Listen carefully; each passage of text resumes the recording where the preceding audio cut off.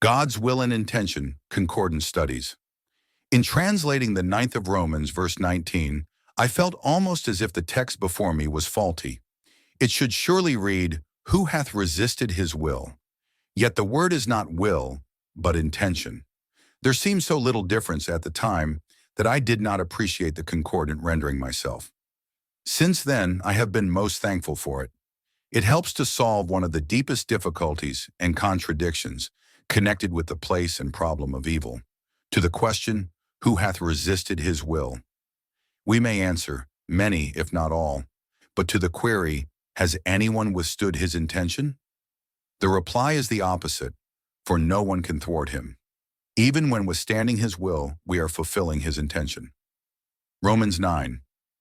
There are not many passages in God's word like the ninth of Romans. Seldom are we taken behind the scenes into the realm of the absolute. Much in this chapter seems to contradict other portions of the scriptures because they deal with processes as seen by man, while this is concerned with causes known only to God. God has a goal. In order to reach it, he must have had absolute control from the beginning. All the intervening process, no matter what it may appear to be to men, must be the working out of his original intention. He is the great potter. His creatures are clay. This is true only in regard to God's intention.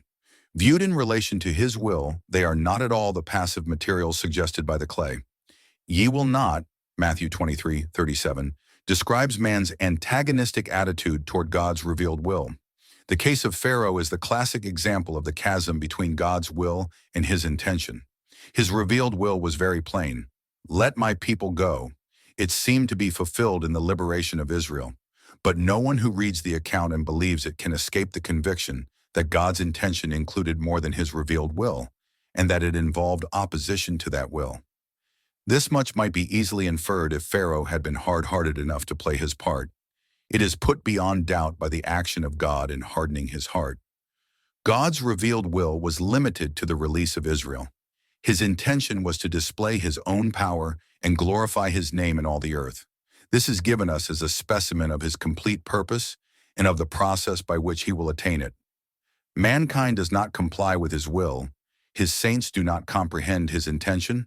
Yet he uses both the opposition and the ignorance to effect his object.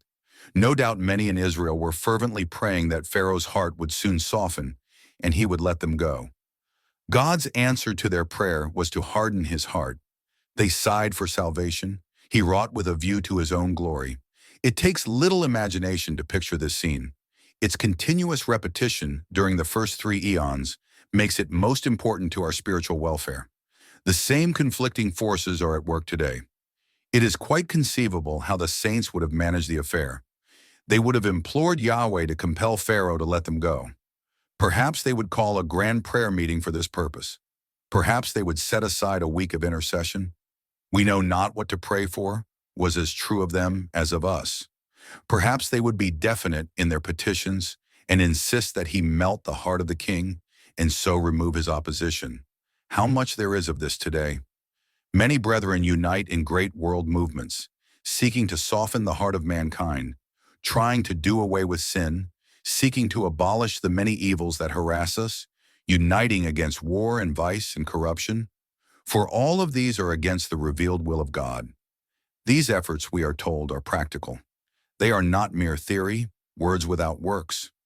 Of what use is such an article as this, for example, to stem the tide of iniquity?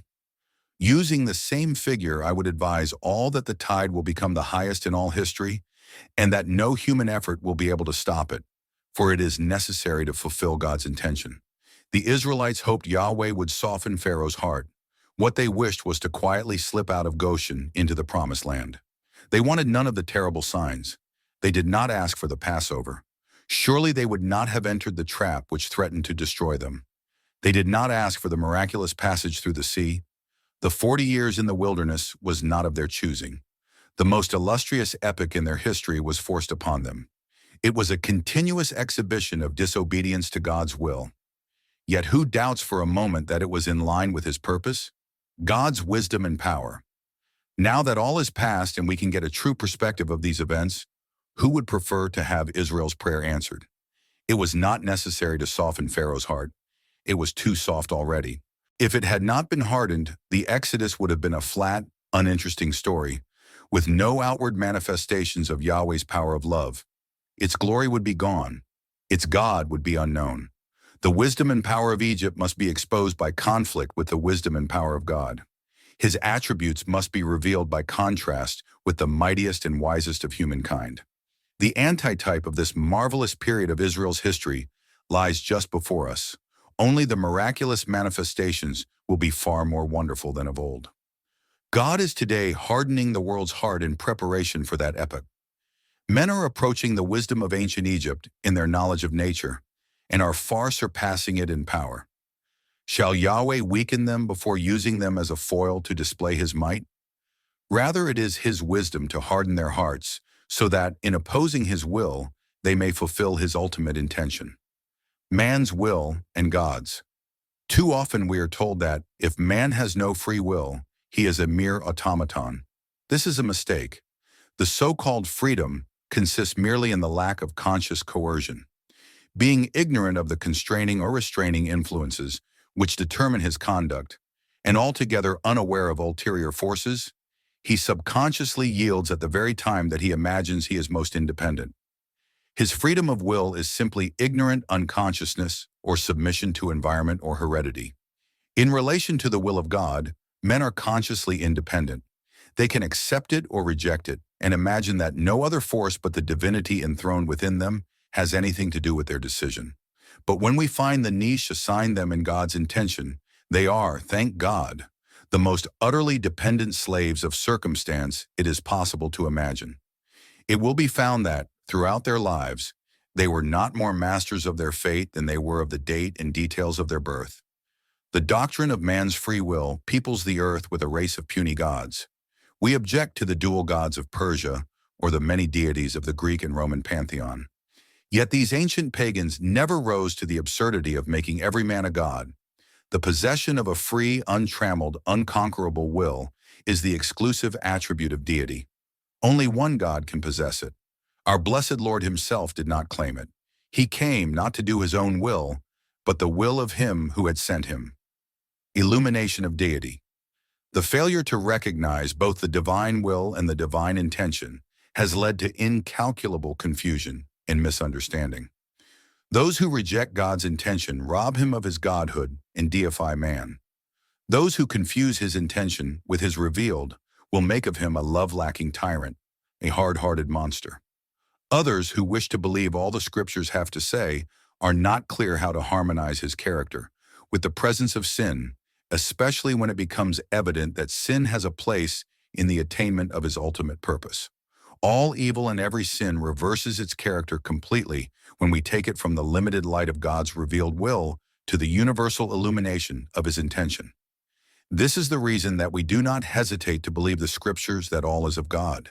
No sin remains such when completely illumined by his intention. It is a failure, a sin, and subject to dire penalties when man commits it. But it is no longer a mistake when it finds its place in God's purpose. The same act which brings shame and dishonor on the creature, when subjected to the divine alchemy, is transmuted into a source of glory and peace to God. Such general observations are apt to be dismissed as bordering on blasphemy. But let anyone take the great sins in the scriptures and ponder all their aspects. Each one is essential to God's plan. But it is better to be specific. Pharaoh is the great sinner in this scene. He is the one who opposes God's expressed desire. Make him willing or compliant with God's command, and what is left? In that case, God would have failed in his object. To avoid this, he finds it necessary to stiffen the opposition. Yahweh hardens Pharaoh's heart in order that he may sin against him. Some insist that God cannot have such a close connection with sin. They would prefer to fix the blame on Pharaoh or on Satan. But while Yahweh directly causes Pharaoh to sin, by doing so he himself avoids failure of sin. Need for careful discrimination. Any lack of discrimination when speaking on these themes is likely to cause confusion. The same statement may be both true and false. Two directly contradictory assertions may both be true or both be false, according as they are related to God's will or to his intention.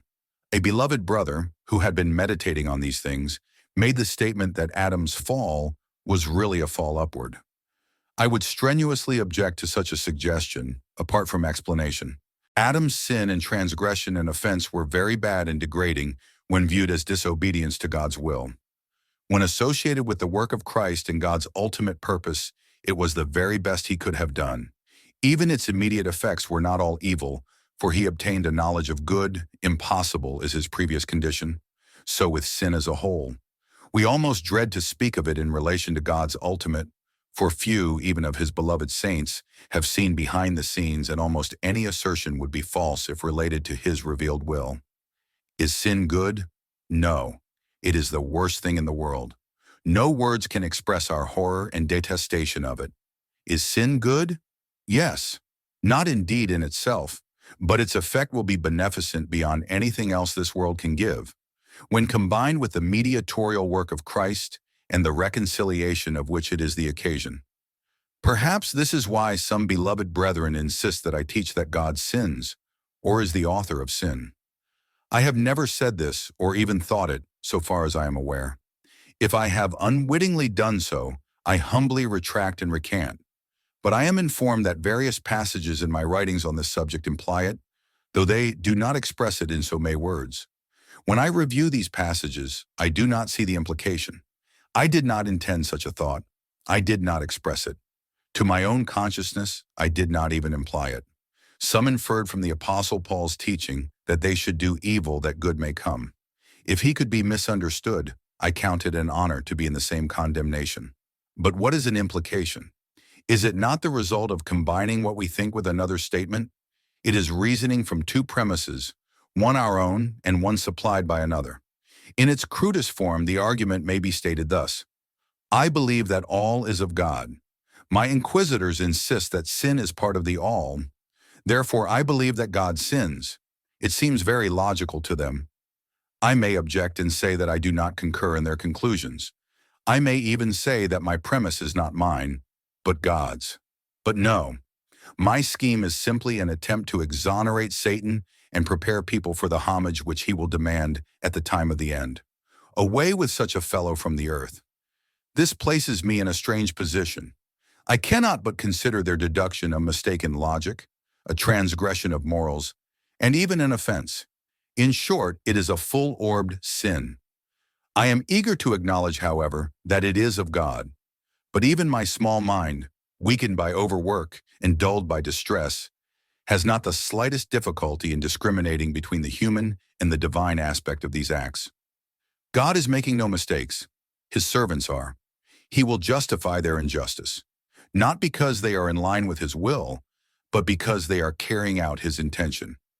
I have no hesitation in thanking God for this distressing antagonism, for I know that in his hands it is no error. Truth as this needs opposition for its development and dissemination. It takes friction to rub off the rust of centuries.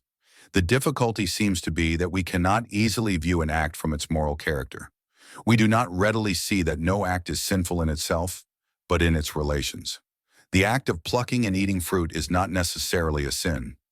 Yet it was humanity's primal error. The mistake lay in its relation to the God who had forbidden it. If he had commanded it, it would have been commendable. Now that we know that it was essential to his intention, that he had provided for it before it occurred, that he arranged everything so that it should occur, we see that, though it was a sin in relation to his will, it was no mistake in view of his benevolent intention. The law, perhaps the greatest example of the distinction between God's will and his intention, is found in the law promulgated from Sinai. Yahweh made known his will in a complete code of laws, besides the condensed commandments which were carved in stone. The Jew who was resting on law is said to know the will, Romans 2:18. But if it was God's intention that the nation should keep the law, it certainly was a dismal failure on his part. They broke its greatest precept before it reached them. But though the failure of the law seems to be contrary to the will of God, it actually was a fulfillment of his intention. It was really given that every mouth may be barred, and the entire world may become subject to the just verdict of God, because by works of law no flesh shall be justified in his sight. For through law is the recognition of sin. Romans 3:19-20. The law, which ostensibly was to deter from sinning, actually was given for the detection of sin. It was given to prove that no one could keep it. Beneath the revelation of God's will in it was his intention that it should not be kept, but should accomplish its object through its infraction. Law crept in that the offense should be increasing. Romans 5:20. How differently did Israel at Sinai feel about it? They were quite sure that they would greatly lessen the distance between themselves and Yahweh by their obedience to his precepts. Why had he told them what he wanted them to do and to avoid unless it was his will to carry out his instructions? The will of Yahweh was clear, but his intention was quite concealed. He could not make known his intention at that time without frustrating it. Sin. This should help us in considering the larger question of sin. Sin is always against the revealed will of God. No one can possibly find any excuse for sinning so far as his expressed precepts are concerned. Both conscience and nature add their voice to restrain us from wrong. But we do sin. How can we be justified unless the sin is, in some sense, justifiable? We know that it is God's intention to draw his creatures into loving intimacy with himself through sin and a Savior. We know that the temporary term of sin will leave the world infinitely richer in the knowledge and appreciation of God. It will bring God immeasurable treasures of love and adoration. As a whole, its results vindicate its presence for a time. What is true of all sin must be true of every sin. This truth is the foundation of the doctrine of justification. Because it has been lost, justification has also disappeared, or has been degraded to a pardon or an imputed fiction. Few believe that God actually justifies believers. They imagine he only alters the court records so that no one can legally prove their guilt. It is of the utmost comfort and satisfaction to know that all that we have done is vindicated by the part it plays in carrying out his intention. Do not let anyone sell you an imitation justification. God's is the actual, the genuine, the precious reality. The consummation, all that the usual theology has to offer us at the consummation, even in the saved, is a partial, patched, repaired, and repainted universe. The song of the saints will be in a minor key, I was a guilty sinner. Their joy will be clouded by eternal regret and shame for their part in the tragedy of the eons. The Aeonian times will be the eyesore of eternity. Oh, if they only had not been! And so will God's wisdom and power be questioned, and his glory dimmed, for he himself must be the chief culprit in the collapse of his creation. But away with such unworthy thoughts. The consummation will not reveal a patched, but a perfected universe. We will not be worrying about our past sins, but overwhelmed with God's wisdom and love in their vindication. Much as they distress us now, much as we fear them and avoid them, and dread the very possibility of further sin, God will see to it that they will leave no stain, no blot to mar the bliss eternal, but will blend into his benign designs and discover to a delighted universe the delicious depths of love which could not be displayed by any other's device or appreciated by any other plan. This teaching is also the substructure for a mature experience in the things of God. It gives stability, a calm confidence in the face of the chaotic conditions which surround and engulf us. We are not worried, as once we were, by the awful opposition to God's will, nor do we fear for the fulfillment of his purpose. The flood tide of evil and sin, however contrary to his will it may be at present, is essential and indispensable to his intention and the ultimate realization of his will. He is the great alchemist who will transmute everything into glorious gold by contact with the accursed tree. Author, A.K. Nach. Published by Concordant Publishing Concern. All rights reserved, concordant.org.